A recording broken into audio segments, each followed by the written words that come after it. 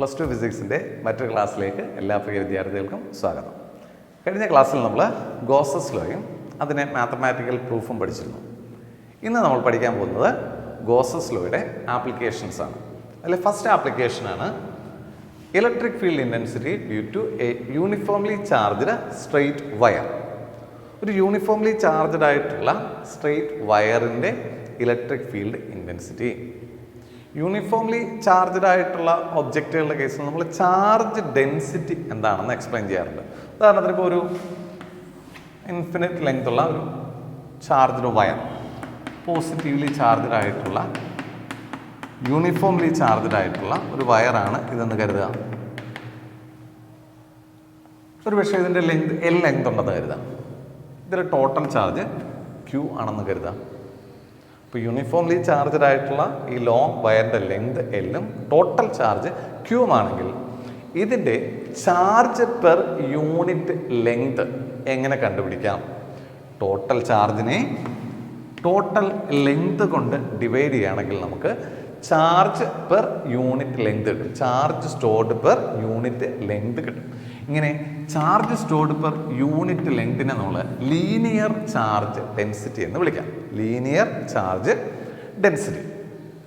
ഈ linear charge density measure ചെയ്യാനുള്ള equation charge by length ആകുമ്പോൾ കൂളോം പെർ മീറ്റർ എന്ന യൂണിറ്റിൽ നമുക്ക് ലീനിയർ ചാർജ് ഡെൻസിറ്റി മെഷർ ചെയ്യാം.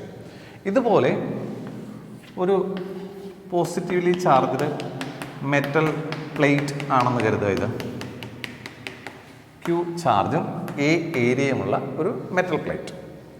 ഈ ഒരു മെറ്റൽ പ്ലേറ്റിൻ്റെ ചാർജ് ഡെൻസിറ്റി അഥവാ charge stored per unit area calculate ചെയ്യാൻ ടോട്ടൽ എ ഏരിയയിൽ total Q amount of charge ഉണ്ടെങ്കിൽ യൂണിറ്റ് ഏരിയയിലുള്ള ചാർജ് കണ്ടുപിടിക്കാൻ ടോട്ടൽ ചാർജിനെ ടോട്ടൽ ഏരിയ കൊണ്ട് ഡിവൈഡ് ചെയ്യുക. അപ്പോൾ നമുക്ക് charge stored per unit length കിട്ടും. ഇതിനെ നമ്മൾ സർഫസ് ചാർജ് ഡെൻസിറ്റി എന്നാണ് വിളിക്കുന്നത്. Surface charge density. Surface charge density നമുക്ക് സിഗ്മ എന്ന ലെറ്റർ ഉപയോഗിച്ചുകൊണ്ട് റെപ്രസെൻ്റ് ചെയ്യാം. ഇതിൻ്റെ യൂണിറ്റ് വരുന്നത് charge by area, coulomb per metre square എന്ന് റെപ്രസെൻ്റ് ചെയ്യാം. ഇനി ഇതുപോലെ ഒരു മെറ്റൽ ബ്ലോക്ക് വി വോളിയമുള്ള പോസിറ്റീവ്ലി ചാർജ്ഡ് ആയിട്ടുള്ള ഒരു മെറ്റൽ ബ്ലോക്ക്, ഇതിൽ total Q amount of charge ഉണ്ടെന്ന് കരുതുക.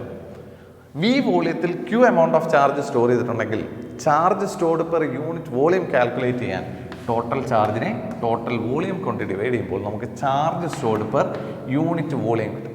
ഈ ചാർജ് സ്റ്റോർഡ് പെർ യൂണിറ്റ് വോളിയത്തിനെ വോളിയം ചാർജ് ഡെൻസിറ്റി എന്ന് വിളിക്കാം. Volume charge density. Volume charge density നമ്മൾ ഡെൽറ്റ ഉപയോഗിച്ച് റെപ്രസെൻ്റ് ചെയ്യാം. ഇനി ഇതിൻ്റെ യൂണിറ്റ് എഴുതുമ്പോൾ ചാർജ് ബൈ വോളിയം അഥവാ metre cube, coulomb per metre ക്യൂബിൽ മെഷർ ചെയ്യാം. അപ്പോൾ നമ്മൾ ചാർജ് ഡെൻസിറ്റികൾ 3 ടൈപ്പ് പറഞ്ഞു. ഒന്ന് linear charge density, charge stored per unit length, അതിനെ നമുക്ക് ലാംഡ ഉപയോഗിച്ച് റെപ്രസെൻ്റ് ചെയ്യാം. രണ്ടാമതായി surface charge density, charge stored per unit area, അത് കൂളോം പെർ മീറ്റർ സ്ക്വയർ എന്നുള്ള യൂണിറ്റിൽ മെഷർ ചെയ്യാം. സിഗ്മ എന്ന ലെറ്റർ ഉപയോഗിച്ച് അത് റെപ്രസെൻ്റ് ചെയ്യാം. മൂന്നാമതായി charge stored per unit volume, volume charge density, delta ഉപയോഗിച്ച് റെപ്രസെൻ്റ് ചെയ്യാം. അതിൻ്റെ unit coulomb per metre cube. ഇനി എങ്ങനെ നമുക്ക് ഒരു യൂണിഫോംലി ചാർജ്ഡ് ആയിട്ടുള്ള ഇൻഫിനിറ്റ് ലെങ്ത് ഉള്ള സ്ട്രെയിറ്റ് വയറിൻ്റെ electric field intensity Gauss's law ഉപയോഗിച്ച് കണ്ടുപിടിക്കാൻ നോക്കാം. അതിനായി നമുക്ക് ആദ്യം ഒരു സ്ട്രെയിറ്റ് വയർ കൺസിഡർ ചെയ്യാം. ഇൻഫിനിറ്റ് ലെങ്ത് ഉള്ള ചാർജ്ഡ് വയറാണ്, പോസിറ്റീവ്ലി ചാർജ്ഡ് വയർ ആണ് ഈ റെപ്രസെൻ്റ് ചെയ്തിരിക്കുന്നത്. ഇതിൻ്റെ ലീനിയർ ചാർജ് ഡെൻസിറ്റി, അതായത് charge stored per unit length lambda എന്ന് കൺസിഡർ ചെയ്യും. അപ്പോൾ ഇതൊരു ചാർജ്ഡ് വയർ ആയത് കാരണം ഈ വയറിലെ ചാർജിൻ്റെ പ്രസൻസ് മൂലം ഇതിന് എറൗണ്ടായി ഒരു ഇലക്ട്രിക് ഫീൽഡ് ഫോം ചെയ്യുമെന്ന് നമുക്കറിയാം. ആ ഇലക്ട്രിക് ഫീൽഡ് ഒരു പർട്ടിക്കുലർ പോയിൻ്റ് എടുക്കുകയാണെങ്കിൽ ആ പോയിന്റിലെ ഇലക്ട്രിക് ഫീൽഡ് ഇൻറ്റൻസിറ്റിക്കുള്ള എക്സ്പ്രഷനാണ് നമ്മളിവിടെ കണ്ടുപിടിക്കാൻ പോകുന്നത്. അപ്പോൾ നമുക്കിവിടെ പി എന്ന ഒരു പോയിന്റ് കൺസിഡർ ചെയ്യാം. ഇതിന് അറൗണ്ടായി ഫോം ചെയ്തിരിക്കുന്ന ഇലക്ട്രിക് ഫീൽഡിലുള്ളൊരു പോയിൻ്റാണ് പി. ഈ പി എന്ന പോയിന്റ് ഈ ചാർജർ വയറിൽ നിന്നും ഡിസ്റ്റൻസിലായിട്ട്, ചാർജർ വയറിൽ നിന്നും പെർപെൻഡിക്കുലർ ഡിസ്റ്റൻസ് ഡിസ്റ്റൻസിലായിട്ടുള്ള പോയിൻ്റാണ് പി എന്ന് കരുതുക. ഇവിടെ ഗോസസ് ലോ ഉപയോഗിച്ചുകൊണ്ട് ഇലക്ട്രിക് ഫീൽഡ് ഇൻറ്റൻസിറ്റി കണ്ടെത്തണമെങ്കിൽ തീർച്ചയായും നമുക്കറിയാം ഗോസസ് ലോ അപ്ലൈ ചെയ്യണമെങ്കിൽ ഒരു ഗോസിയൻ സർഫസ് അഥവാ ഒരു ക്ലോസ്ഡ് സർഫസ് വേണം. അതിനായി നമുക്കിവിടെ ഒരു ഗോസിയൻ സർഫസ്, ഒരു ക്ലോസ്ഡ് സർഫസ് ഫോം ചെയ്യാം.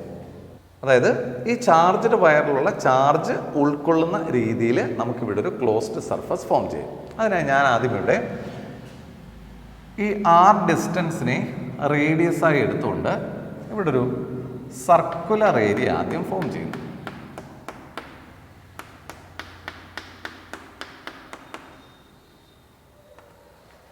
ഇതുപോലെ തന്നെ കുറച്ച് താഴെയായും ആർ റേഡിയസ് ഉള്ള ഒരു സർക്കുലർ ഏരിയ ഫോം ചെയ്യുന്നു.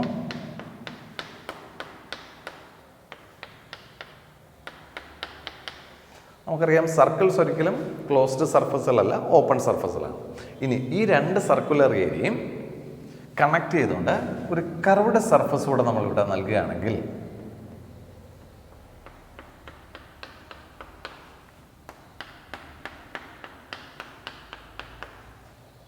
ഇപ്പോൾ ഇതൊരു സിലിണ്ടറിക്കൽ സർഫസായി മാറിക്കഴിഞ്ഞു.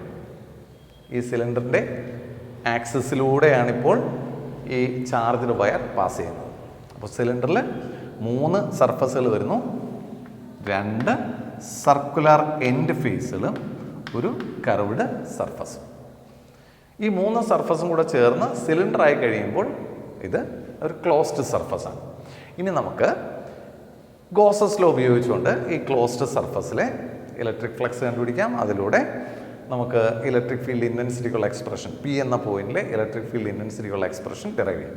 ആദ്യം നമുക്ക് ഈ 3 സർഫസിലെയും ഇലക്ട്രിക് ഫ്ലക്സ് കണ്ടുപിടിച്ച് സം ചെയ്യുമ്പോൾ നമുക്ക് total electric flux through this cylindrical Gaussian surface കിട്ടും. അതിനെ ആദ്യം നമുക്ക് flux through entire Gaussian cylinder, അതിന് നമ്മൾ ഈ 3 സർഫസുകളുടെയും ഇലക്ട്രിക് ഫ്ലക്സ് സെപ്പറേറ്റ് ആയി കണ്ടുപിടിച്ച് ആഡ് ചെയ്യും. ഫസ്റ്റ് സർഫസിലെ ഫ്ലക്സിനെ φ1 എന്നും, സെക്കൻഡ് സർക്കുലർ എൻഡ് ഫേസിലെ ഫ്ലക്സ് φ2 എന്നും, തേർഡ് സർഫസിലെ φ3 എന്നെടുക്കാം. ഇത് ഇക്വേഷൻ നമ്പർ 1 എന്നെടുക്കാം. അപ്പോൾ ഇത് ഓരോ സർഫസുകളായി എടുക്കുമ്പോൾ ഫസ്റ്റ് ഈ ഒരു സർക്കുലർ എൻഡ് ഫേസ് എടുക്കുമ്പോൾ, ഞാൻ ആദ്യമേ പറഞ്ഞു ഈ സർക്കുലർ ഏരിയ എന്ന് പറയുന്ന ഒരു ഓപ്പൺ സർഫസ് ഏരിയയാണ്. അപ്പോൾ ഈ ഒരു സർക്കുലർ സിലിണ്ടർ എങ്ങനെയാണ് ഇരിക്കുന്നത്, ഈ സിലിണ്ടറിൻ്റെ എൻഡ് ഫേസ് ഹൊറിസോണ്ടലായി വരും. ഈ ഒരു സർക്കുലർ ഏരിയയുടെ ഈ കാണിച്ചിരിക്കുന്ന സർക്കുലർ ഏരിയ എങ്ങനെയാണ് വരുന്നത്, ഇതിൻ്റെ ഏരിയ വെക്റ്റർ എന്ന് പറയുമ്പോൾ ഈ സർഫസിൻ്റെ പ്രതലത്തിന് പെർപെൻഡിക്കുലറായി മുകളിലേക്ക് ഇവിടെ നിന്ന് ഇങ്ങോട്ടേക്ക് വരും. ഈ ഒരു സർക്കുലർ ഏരിയ നമ്മൾ ഇവിടെ ആയിട്ടൊരു സ്മോൾ ഏരിയ DS എന്നൊരു സ്മോൾ ഏരിയ എടുത്താൽ ആ DS area vector direction upward ഡയറക്ഷനിൽ വരും. ഇനി ഈ ഒരു ചാർജ്ഡ് വയറിൻ്റെ ഇലക്ട്രിക് ഫീൽഡ് ഡയറക്ഷൻ നമ്മൾ മുമ്പ് ഇലക്ട്രിക് ലൈൻസ് ഓഫ് ഫോഴ്സിൻ്റെ പ്രോപ്പർട്ടീസ് പഠിച്ചപ്പോൾ കണ്ടതാണ്. എപ്പോഴും ഒരു ചാർജ്ഡ് കണ്ടക്ടറിന് പെർപെൻഡിക്കുലർ ആയിരിക്കും ഇലക്ട്രിക് ഫീൽഡ് ഡയറക്ഷൻ. അങ്ങനെ വരുമ്പോൾ ഈ ചാർജ്ഡ് കണ്ടക്ടറിന് പെർപെൻഡിക്കുലറായി വരുന്ന ഇലക്ട്രിക് ഫീൽഡ് ഡയറക്ഷൻ ഇതിന് പെർപെൻഡിക്കുലറായി വരുമ്പോൾ ഇവിടെ നിന്ന് ഇങ്ങോട്ടേക്ക് വരും. ചാർജ്ഡ് വയറിന് പെർപെൻഡിക്കുലർ ആയിട്ടുള്ള ഇലക്ട്രിക് ഫീൽഡ് ഡയറക്ഷൻ. അപ്പോൾ ഈ ഒരു സർക്കുലർ ഏരിയയിൽ ഏരിയ വെക്ടറിൻ്റെ ഡയറക്ഷനും ഇലക്ട്രിക് ഫീൽഡ് ഡയറക്ഷനും പെർപെൻഡിക്കുലറായി വന്നു. അതായത് ഇവിടെ തീറ്റ വാല്യൂ DS വെക്ടറും ഈ വെക്ടറും തമ്മിലുള്ള ആംഗിൾ വരുന്നത് 90 ഡിഗ്രി വരും. അപ്പോൾ ഈ ഒരു ഫസ്റ്റ് സർക്കുലർ എൻഡ് ഫേസിലൂടെയുള്ള ഇലക്ട്രിക് ഫ്ലക്സ് φ1 = ഈ ഒരു സ്മോൾ ഏരിയയിലെ ഇലക്ട്രിക് ഫ്ലക്സിനെ ഇൻ്റഗ്രേറ്റ് ചെയ്യുമ്പോൾ നമുക്ക് ഈ ഒരു എൻറ്റയർ സർക്കുലർ ഏരിയയിൽ ഇലക്ട്രിക് ഫ്ലക്സ് കിട്ടും. അപ്പോൾ surface integral E vector dot DS vector that is equal to surface integral EdS cos theta value ഇവിടെ 90 ആണ് വരുന്നത്. അപ്പോൾ നമുക്കത് ഇവിടെയൊക്കെ സബ്സ്റ്റിറ്റ്യൂട്ട് ചെയ്താൽ കോസ് 90 എന്ന് കിട്ടും. കോസ് 90 എന്ന് പറയുന്നത് 0 ആണ്. അങ്ങനെ വരുമ്പോൾ φ1 ഫ്ലക്സ് വാല്യൂ കിട്ടുന്നത് 0 എന്ന് കിട്ടും. ഇതുപോലെ തന്നെ രണ്ടാമത്തെ സർക്കുലർ എൻഡ് ഫേസ് എടുക്കുകയാണെങ്കിൽ സിലിണ്ടറിൻ്റെ ബോട്ടം സർഫസ് ഈ ഒരു സർക്കുലർ ഏരിയ വരുന്നത് ഈ ഭാഗത്താണ്. ഇതിൻ്റെ ഏരിയ വെക്റ്റർ ഈ ഒരു സർഫസ് ഏരിയയുടെ സർഫസിന് പെർപെൻഡിക്കുലറായി ഔട്ട്വേർഡ് ഡയറക്ഷൻ, അതായത് ഇവിടെ നമ്മളൊരു സ്മോൾ ഏരിയ അതായത് ഇതുപോലെ DS ഏരിയ എടുക്കുന്നു.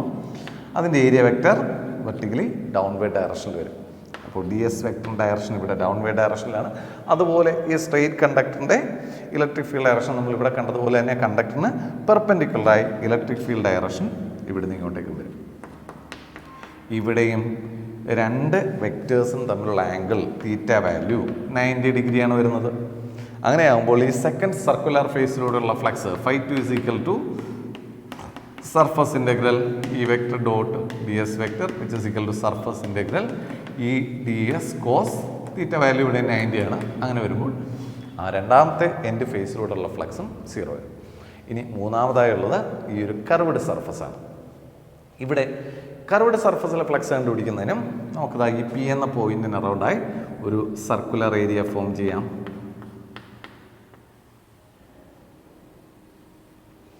കർവ്ഡ് സർഫസ് ആയതുകൊണ്ട് ഇവിടെ നമ്മളൊരു സർക്കുലർ ഏരിയ എടുക്കുകയാണെങ്കിൽ അതിൻ്റെ സെമി സർക്കുലർ പോർഷൻ മാത്രമാണ് നമുക്ക് ഇങ്ങോട്ട് കാണുന്നത്. ബാക്കി ഭാഗം ഇവിടുന്ന് അപ്പുറത്തെ സൈഡിലേക്ക് മാറും. അപ്പോൾ ഇത് ഡി എസ് ഏരിയ.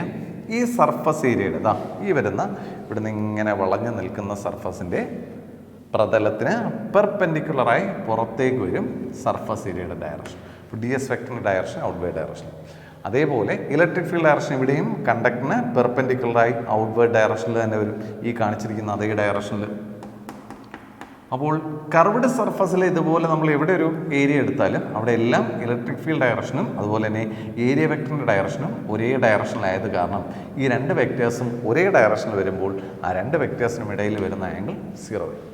അപ്പോൾ നമുക്ക് ഈ ഒരു കർവ്ഡ് സർഫസിലെ electric flux φ3 is equal to surface integral. ഇനി ഇവിടെ ഈ കർവ്ഡ് സർഫസിൽ ചാർജ്ഡ് കണ്ടക്ടറിൽ നിന്നും കർവ്ഡ് സർഫസിൽ ഏതൊരു പോയിന്റിലേക്കുള്ള ഡിസ്റ്റൻസ് നോക്കിയാലും ഒരേ ഡിസ്റ്റൻസ് തന്നെയാണ് വരുന്നത്. ഒരേ ഡിസ്റ്റൻസിൽ വരുന്ന പോയിന്റുകളാണ് കർവ്ഡ് സർഫസിലുള്ള എല്ലാ പോയിന്റുകളും. അതുകൊണ്ട് തന്നെ ആ സർഫസിലെ എല്ലാ പോയിന്റുകളിലെ ഇലക്ട്രിക് ഫീൽഡിൻ്റെ ഇൻറ്റൻസിറ്റിക്കുള്ള മാഗ്നിറ്റ്യൂഡ് സെയിം ആയിരിക്കും. എന്ന് വെച്ചാൽ ഇയുടെ മാഗ്നിറ്റ്യൂഡ് കോൺസ്റ്റൻ്റ് ആണ്. ഈ കോൺസ്റ്റൻ്റ് ആണ് നമുക്കതിനെ ഇൻ്റഗ്രേഷന് പുറത്തേക്ക് മാറ്റാം.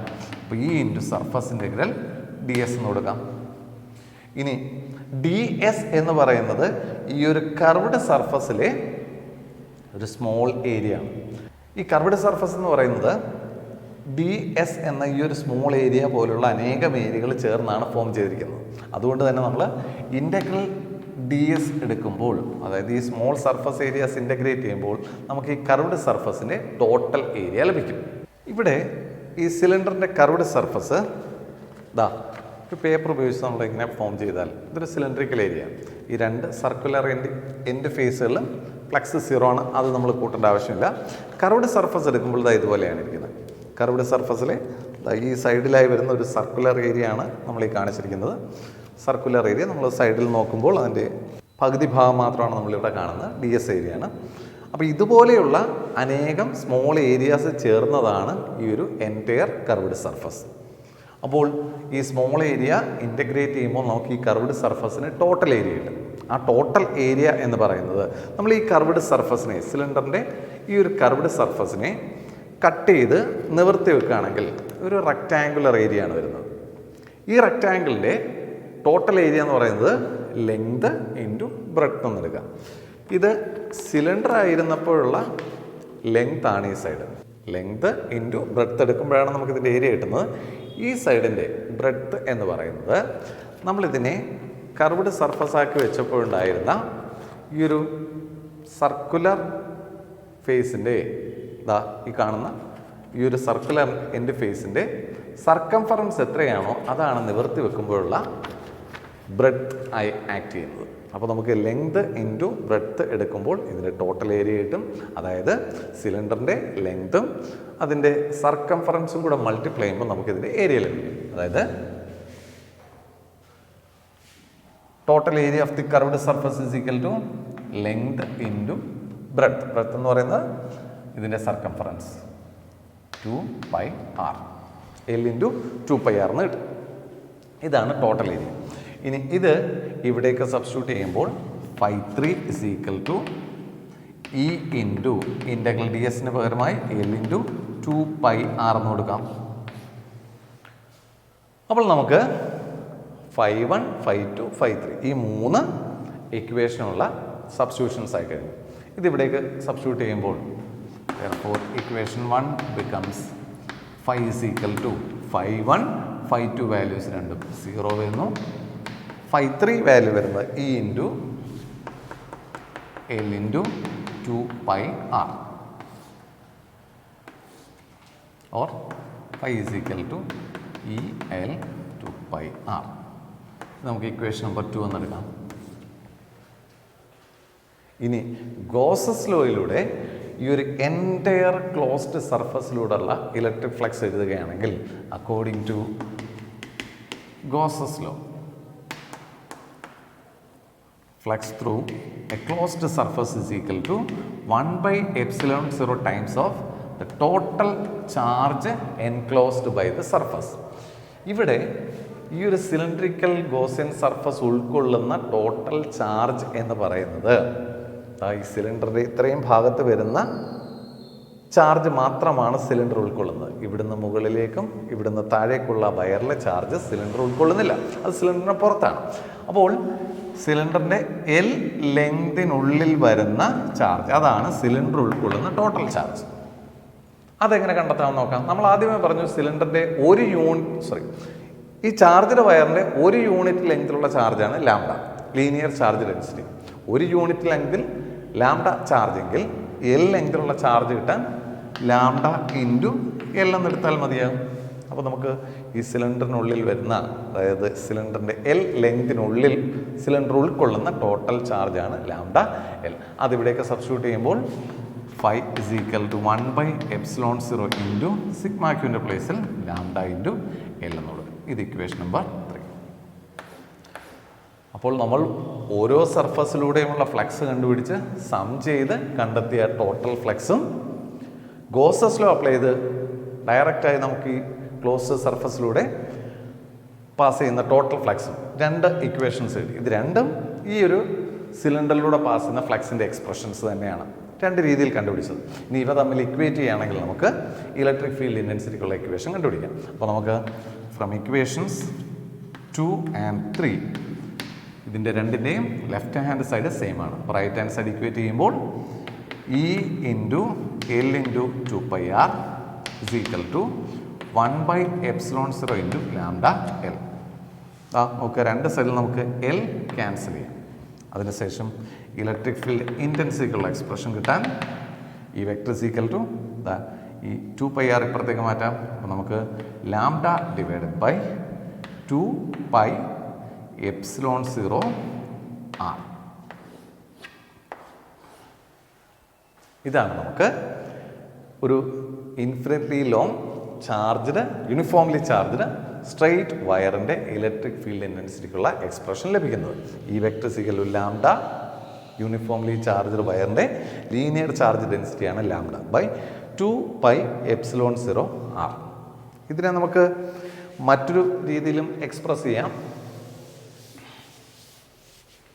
ഈ വെക്ടർ ഈക്വൽ ടു ഈ 2 പൈ എപ്സിലോൺ 0യോടൊപ്പം ഒരു 2 കൂടെ മൾട്ടിപ്ലൈ ചെയ്യുകയാണെങ്കിൽ നമുക്കത് 1 by 4 പൈ എപ്സിലോൺ 0 എന്നാക്കാം. നമ്മൾ പഠിച്ചിട്ടുള്ള കോൺസ്റ്റൻറ്റ്. അപ്പോൾ ഇവിടെ ഒരു 2 മൾട്ടിപ്ലൈ ചെയ്ത് ബാലൻസ് ചെയ്യാനായി ന്യൂമറേറ്ററിലൂടെ 2 കൊടുക്കുകയാണെങ്കിൽ 2 ലാംഡ ബൈ ആർ എന്ന് കൊടുക്കാം. അപ്പോൾ ഈ vector equal to 1 by 4 pi epsilon 0 into 2 lambda by R എന്നും ഇതിനെ നമുക്ക് എക്സ്പ്രസ് ചെയ്യാം. ഇനി ഈ ചാർജ്ഡ് വയറിൻ്റെ ഇലക്ട്രിക് ഫീൽഡ് ഇൻറ്റൻസിറ്റി ആ വയറിൽ നിന്നുള്ള ഡിസ്റ്റൻസുമായി എങ്ങനെ റിലേറ്റ് ചെയ്തിരിക്കുന്നു എന്ന് നോക്കുകയാണെങ്കിൽ ആ ഡിസ്റ്റൻസിന് ഇൻവേഴ്സ്ലി പ്രൊപ്പോർഷണലായി ഇലക്ട്രിക് ഫീൽഡ് ഇൻറ്റൻസിറ്റി വേരി ചെയ്യും എന്നുള്ളത് നമുക്ക് ഈ ഇക്വേഷനിലൂടെ വ്യക്തമാണ്. അപ്പോൾ ഒരു uniformly charged infinitely long straight വയറിൻ്റെ ഇലക്ട്രിക് ഫീൽഡ് ഇൻറ്റൻസിറ്റിയുള്ള എക്സ്പ്രഷൻ ഗോസസ് ലോ ഉപയോഗിച്ച് എങ്ങനെ കണ്ടെത്താമെന്നാണ് നമ്മൾ ഇന്ന് പഠിച്ചത്. ഇതുപോലെ മറ്റ് ചില ആപ്ലിക്കേഷൻസ് കൂടെ നമുക്ക് വരും ക്ലാസ്സുകളിൽ പഠിക്കാം. അപ്പോൾ അടുത്ത ക്ലാസ്സിൽ കാണുന്നവരെയും എല്ലാവർക്കും നന്ദി, നമസ്കാരം.